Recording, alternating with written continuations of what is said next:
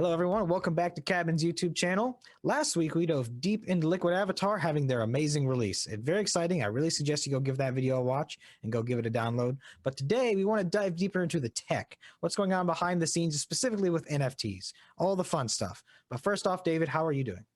I'm doing great, Michael. How are you? Doing pretty wonderful. So, non-fungible tokens. They're kind of taking off right now. We got Mark Cuban talking about them, the NBA getting involved. What is going on with NFTs? Well, for those that don't know what an NFT is, it's sort of hard to explain, but I'm going to try and make it fairly simple. If I took a silver dollar, a real silver dollar, I'd have two components to that silver dollar. I'd have a silver coin that I want to keep intact that is made of silver, and then that is an attribute of that coin. And then I'd have the par value of a dollar that I could divide. So a fungible token is a token that can be divided, just like a dollar.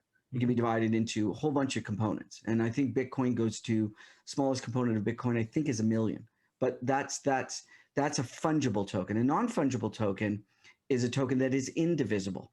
It cannot be divided.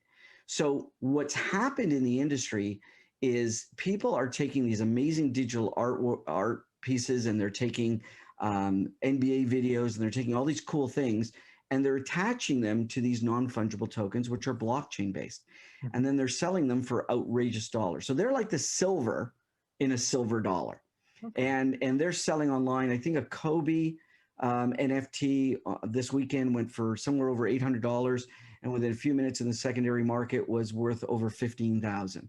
Wow. So it's a crazy market. Now, Liquid Avatar, in our thought process many moons ago, we started thinking about it as a non-fungible token. Your avatar would be a non-fungible token because it belongs to you, can't be divided into smaller parts. And so we sort of abandoned that idea for other blockchain-based technologies, but we never forgot about NFTs. And now with an announcement this morning with the Outer Spaceman, we're not only going to be offering liquid avatars for this product, but we are now starting to delve in the world of NFTs. So we're going to be creating collector coins for some of the liquid avatars.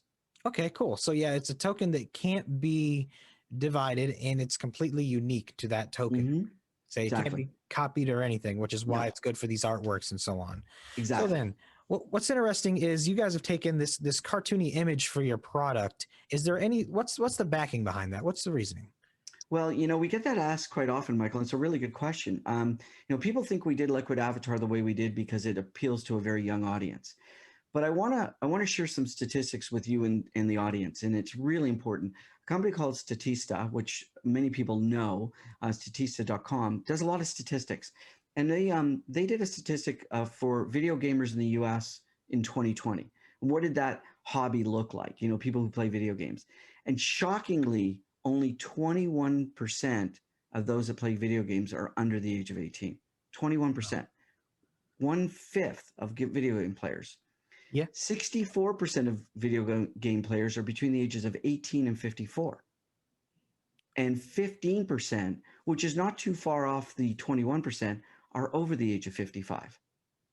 Wow. So, yeah, so exactly, that was the wow, which we knew, and now has been presented in a statistic. So we're giving people the opportunity to be something they want to be using a liquid avatar, not because it's aimed at young people or whatever the case may be.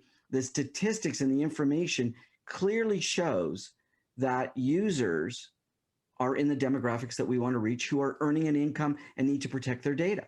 So we're appealing to the right audience. Okay, yeah, that makes sense. I think it's kind of sad that people view fun artwork to belong to the children. Fun artwork belongs to everybody, and everybody enjoys it. Exactly. I think for the average user, it's not about the technology. When I use my phone, I don't really want to know a whole lot about the insides. I just want to use my phone, right? So suffice it to say, NFT has become a collector's item. I never want to say an investment because everybody should do their own due diligence, but it's become a collector item just like comic books or toys or stamps or coins. And there seems to be some significant appreciation in the last few weeks, but I think more so we're looking at it is, can we give people something unique that they can only have? Wonderful, David. Well, thank you. Anything else you want to offer people before we sign off? I think that kind of covers it for today, Michael. Thank you. All right, David, thank you so much. And thank you, of course, everyone for watching. Don't be afraid to like, subscribe, join the conversation, and go check out some cool NFTs today. Have a wonderful day.